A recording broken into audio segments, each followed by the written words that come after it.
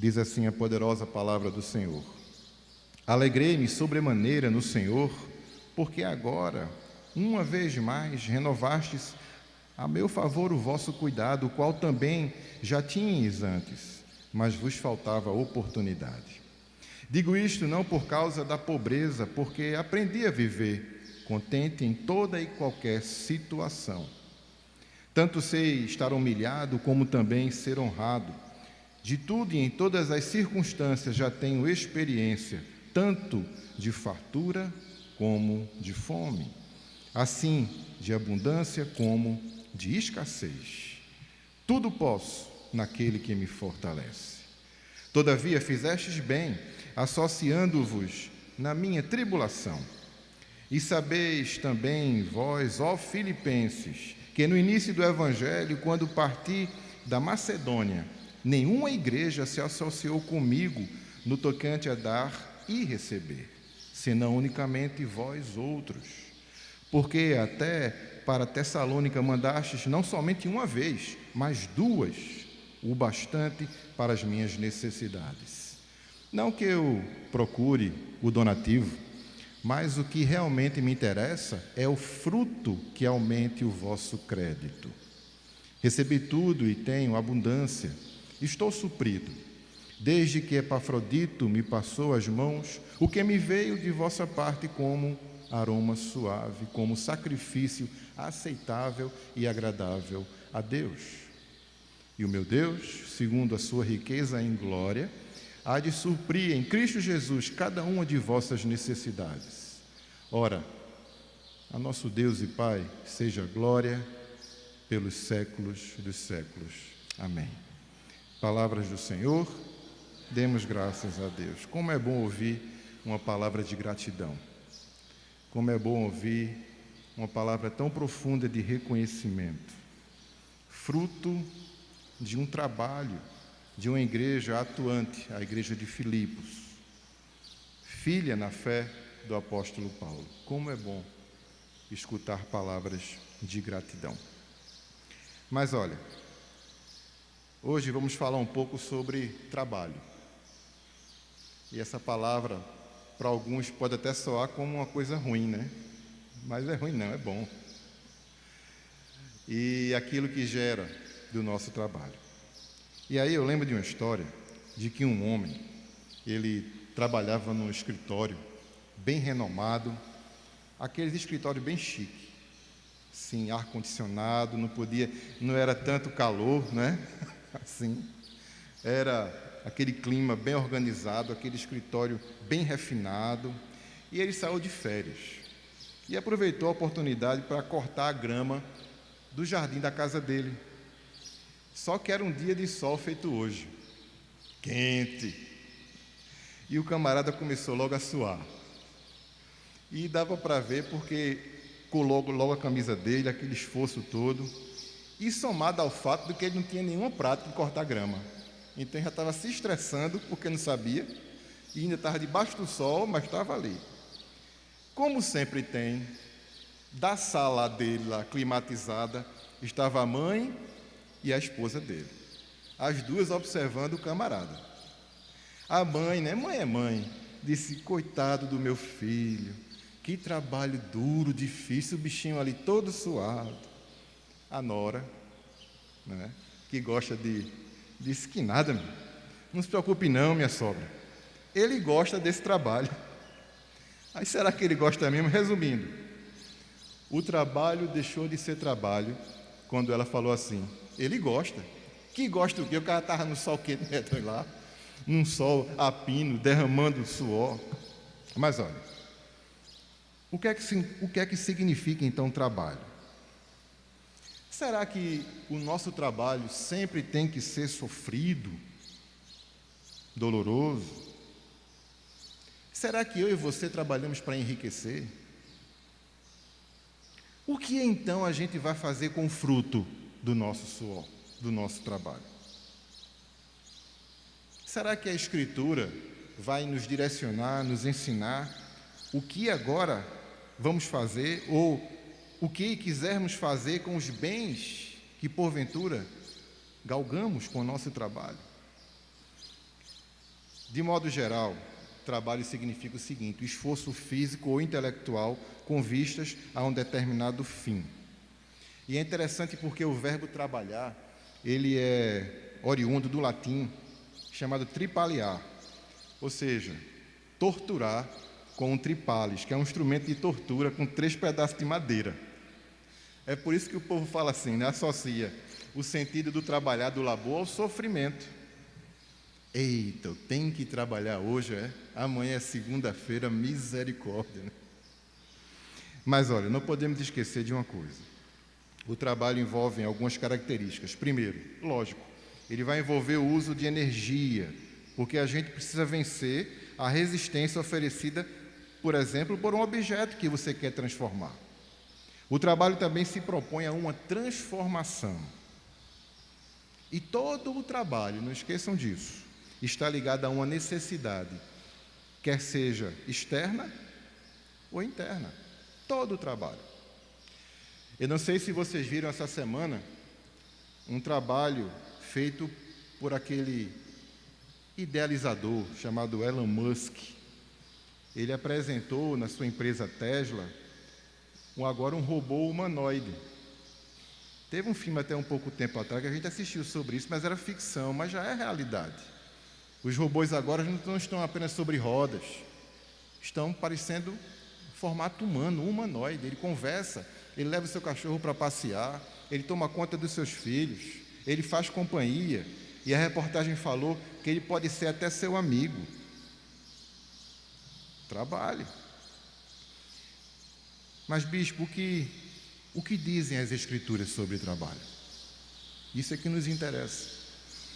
Lá em Gênesis, capítulo 2, tanto o versículo 8 quanto o versículo 15, nós temos a primeira coisa que fala sobre trabalho na Escritura. Versículo 15 de capítulo 2 de Gênesis. E tomou o Senhor Deus o homem e o pôs no jardim do Éden, vírgula. E tem gente que pensa que colocou Adão no jardim do Éden como se fosse um spa. Vou descansar. Não. Ele colocou o homem no jardim do Éden para o lavrar e o guardar. Faz parte do propósito divino o trabalho.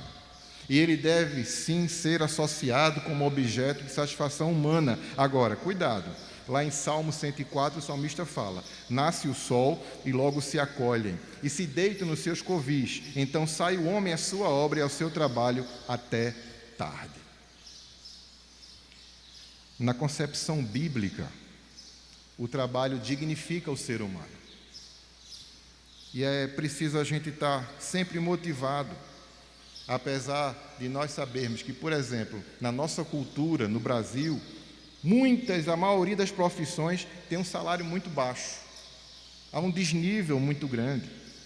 Agora, eu e você, como cristãos, não precisamos e nem dependemos de qualquer tipo de reconhecimento humano. Nenhum. Quer saber o que é trabalho? Fica desempregado. Se você tem dignidade. Por isso, o próprio Senhor falou e usou o evangelista Lucas, capítulo 10, versículo 7. O trabalhador é digno do seu salário. Sim. Agora, o que seria de extrema importância que você colocasse no seu coração, se você é trabalhador ou não, é que o trabalho precisa ser entendido como uma oferta feita a Deus. E não devemos levar em conta os padrões do mundo. Não misture as coisas. Por isso, quando falamos em dignidade, que dignifica, isso deve, a dignidade, andar em todas as nossas áreas, em todas as nossas obras. Porque tudo que eu e você fazemos para quem? Para o Senhor. A confusão é tão grande hoje em dia que você começa a se tornar dono de si mesmo. Você, não, bispo. O trabalho é meu, a luta foi minha. Quem acordou cedo, dormiu tarde, fui eu. Quem teve que economizar, fui eu. Quem teve que suar, fui eu. Sei, meu filho, mas você fez tudo isso porque Deus permitiu que você fizesse. E Ele ama você.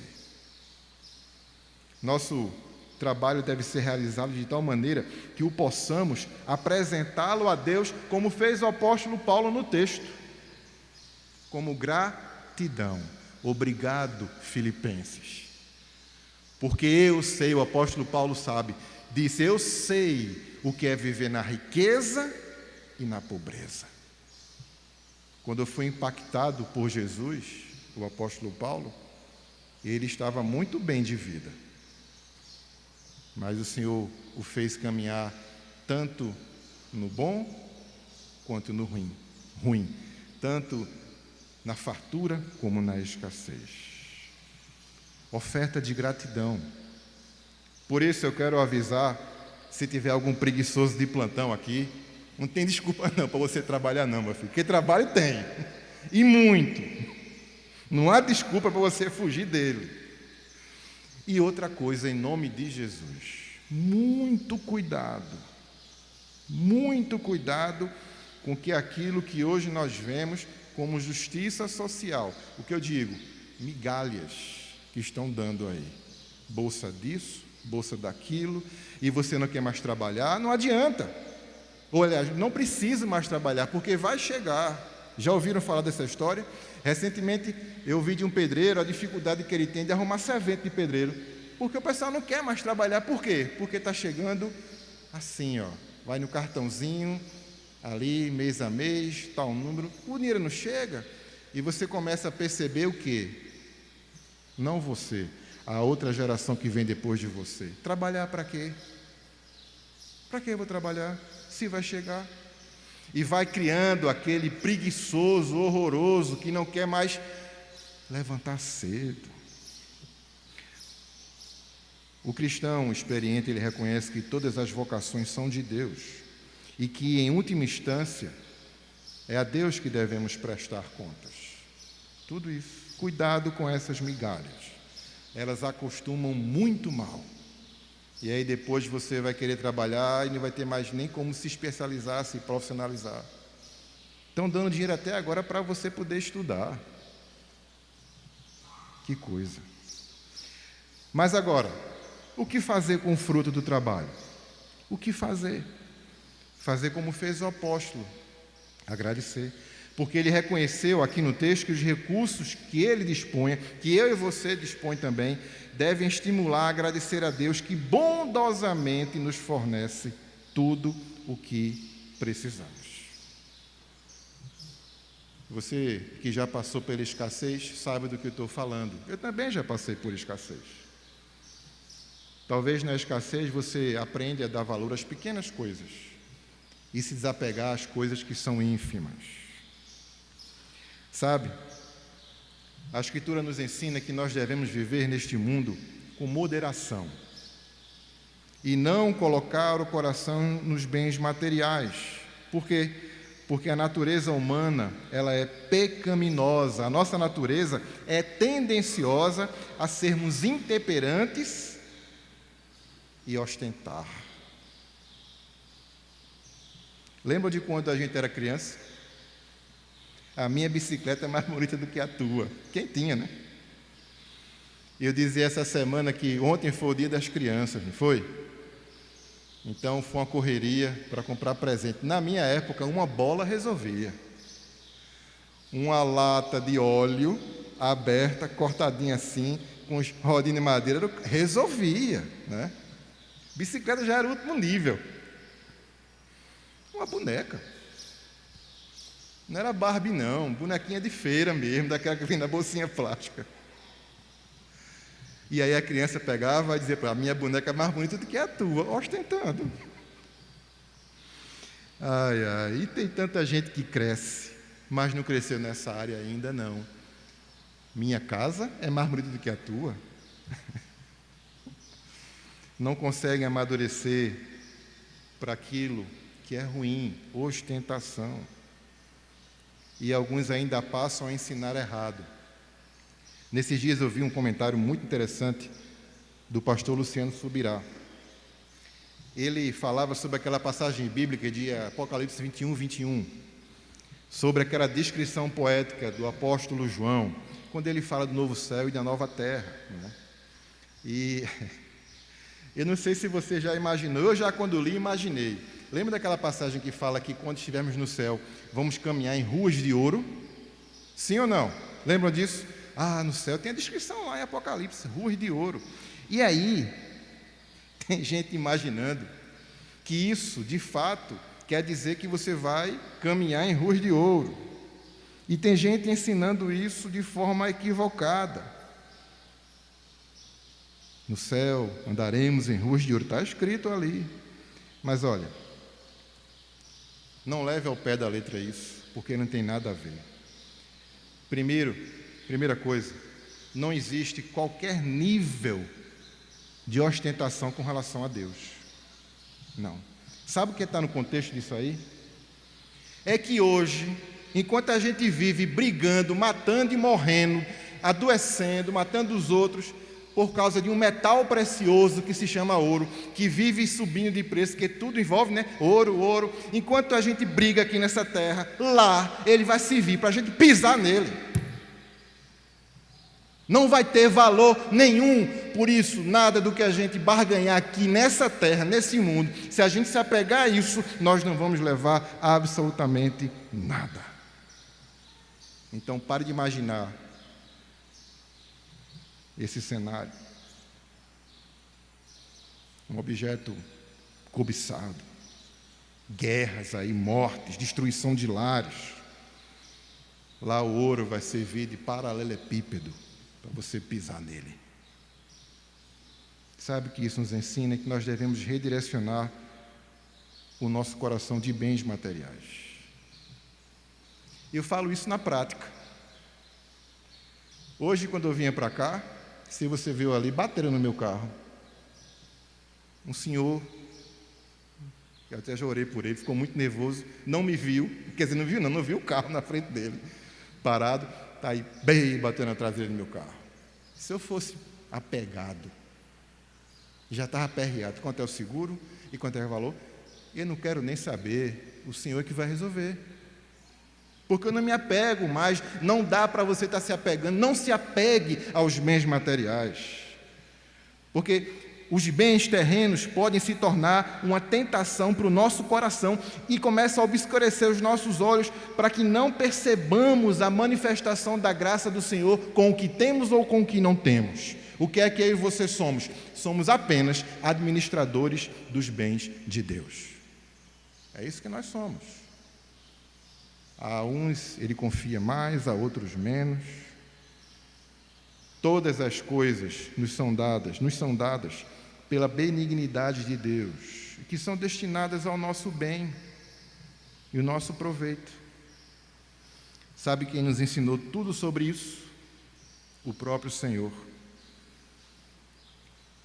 Quando Ele esteve entre nós, em seu ministério, pelo menos em 3 anos, Ele poderia caminhar como um rei, mas Ele caminhou como um servo. Ele poderia exigir os melhores manjares, mas o que Ele fez? Multiplicou pão e peixe. Ele teve uma vida modesta, num padrão sóbrio, modesto. Eu queria concluir. Eu mudei o verbo, era concluindo, né? O tempo do verbo. Olha, sabe o que o Senhor tem falado muito nesses últimos dias? E até eu fiz uma brincadeira essa semana na reunião do EMA, pré-EMA, que foi uma reunião online. E eu confesso que eu não gosto de fazer reunião online, porque a gente parece que não está vendo, eu já fiquei com esse trauma durante a pandemia, a gente reunia aqui e pregava por uma câmera ali. A câmera se converteu, viu? Está ali. Todo domingo, toda quarta aqui. E eu fiz uma brincadeira que tem uma mensagem por trás, porque eu fui vítima dessa enquete. Eu vou fazer com vocês aqui. É uma pergunta simples, e você responde sim ou não. Não tenho vergonha para mim não dizer não, tá certo? Sim ou não, não tem esse negócio, eu acho, não venha barganhar comigo não. A resposta é sim ou não, você vai levantar a mão. Tá certo? Vamos lá. Quem aqui não é? Quem aqui não? Você gosta de dinheiro? Sim ou não? Levanta a mão quem gosta. Certo. Baixa a mão. Quem não gosta de dinheiro? Levanta a mão. Não gosta de dinheiro. Um crente, 2 crentes. Essa brincadeira eu fiz porque eu fui também vítima dessa pegadinha. Só que na hora, eu assim, comecei a raciocinar. Alguma coisa vem por trás. E sabe o que essa enquete quer dizer? Tenham cuidado quando você fala que gosta de dinheiro. Porque o dinheiro não gosta de você. Quando você começa a dizer que gosta de algo, quer queira, quer não, você começa a ter uma relação, num mínimo grau, mas tem uma relação de afetividade. Quando eu era pequeno, por exemplo, quando eu ganhava a minha carteira, quando eu conseguia ganhar a carteira, eu ganhava a carteira, mas não tinha dinheiro para colocar dentro. A gente enchia de quê? De calendário, de papel, de coisa, né? Para fazer aquele volume, para dizer que era dinheiro. Eu me lembro da época quando você começava a juntar dinheiro, aí dizia assim, eu gosto de dinheiro e volume. Então, eu pegava R$100, por exemplo, e trocava tudo nota de 2, para fazer aquele volume, para eu ver o volume do dinheiro. O dinheiro é a personificação de Mamon. Você não precisa de dinheiro para ser feliz. Você pode ter todo o dinheiro do mundo, mas você não vai ter saúde. Porque ele não vai comprar saúde, não. E a gente se apega a ele. E daqui a pouco a gente começa a se tornar escravo dele. Porque tudo no mundo diz assim, tudo é dinheiro. Não. Tudo é o Senhor. Ele é tudo. Por isso que ele falou, tenham muito cuidado. Ou vocês adoram a mim, ou a Mamon. Isso é muito forte. Ele elevou a condição de Mamon a um Deus, a um Senhor, na verdade, Deus com D minúsculo. Tenham cuidado. Eu sei que você trabalha muito, mas entenda que o seu trabalho é um presente de Deus. Quer ele seja bom ou ruim, é um presente dele. Tem muita gente querendo fazer as coisas fora da videira. Ele é a videira, nós somos os ramos. E esse versículo é tão profundo porque no final ele fala, olha, sem mim nada podeis fazer. Nada. Absolutamente nada. Ele sabe muito bem da sua empreitada. Eu digo isso porque eu vejo muita gente hoje cansada demais de tanto lutarem e aos olhos humanos não veem resultado algum. É porque estão com os olhos errados, obscurecidos. O teu trabalho e o meu trabalho precisa ser uma oferta feita a Deus, sem levar em conta os padrões dessa terra. Diz que um homem, deixa eu ver aqui, um explorador irlandês chamado Ernest. O sobrenome dele eu não vou falar porque é muito complicado. No começo do século XIX, ele colocou um anúncio no jornal. Se fosse hoje em dia, era no WhatsApp. E o anúncio era o seguinte, era uma oferta de emprego.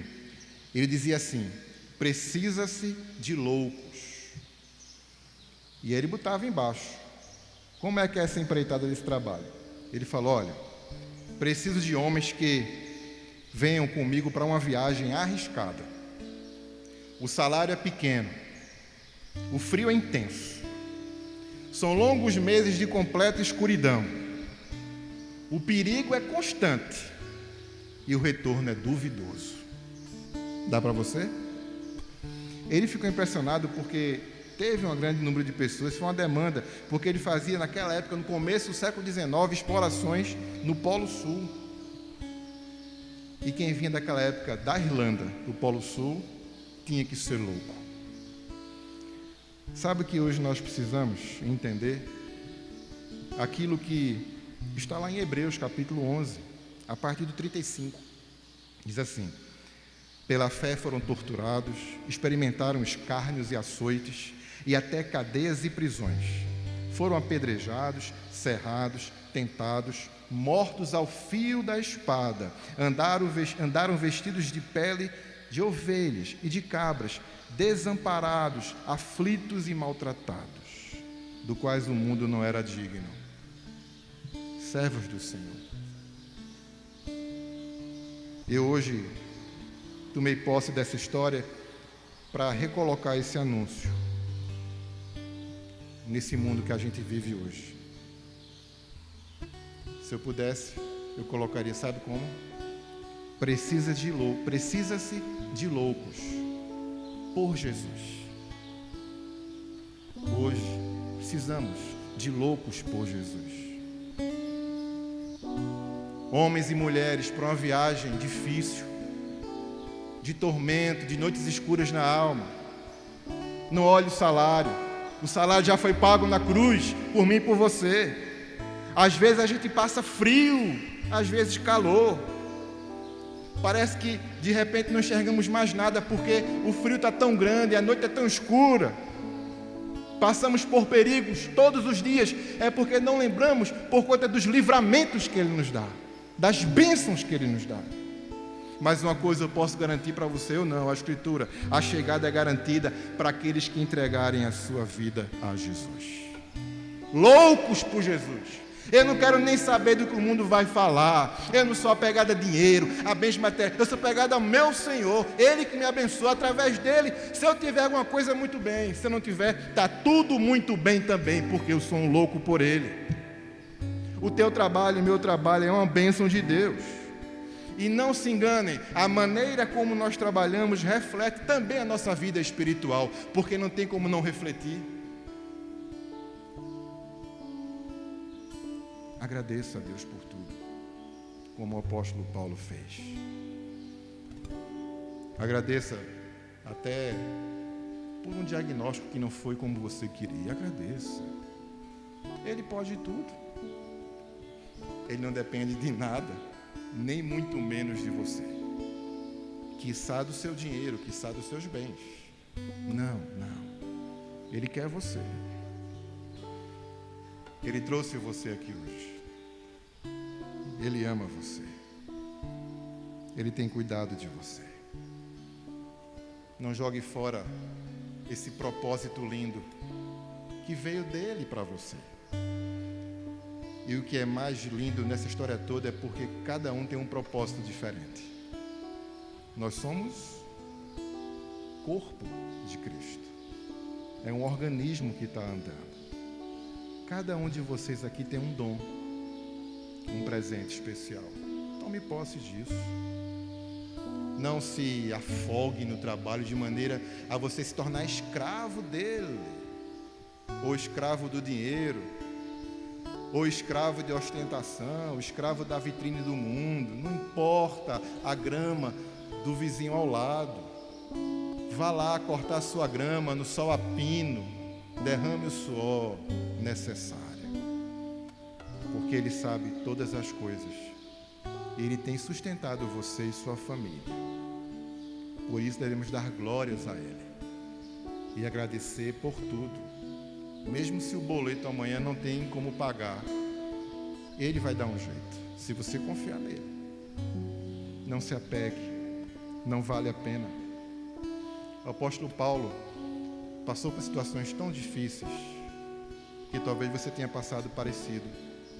Mas saiba de uma coisa, ele agradeceu, como nós estamos fazendo aqui nessa manhã, também agradecendo a Ele, por tudo. Fecha teus olhos. Te somos gratos, Senhor, por absolutamente tudo.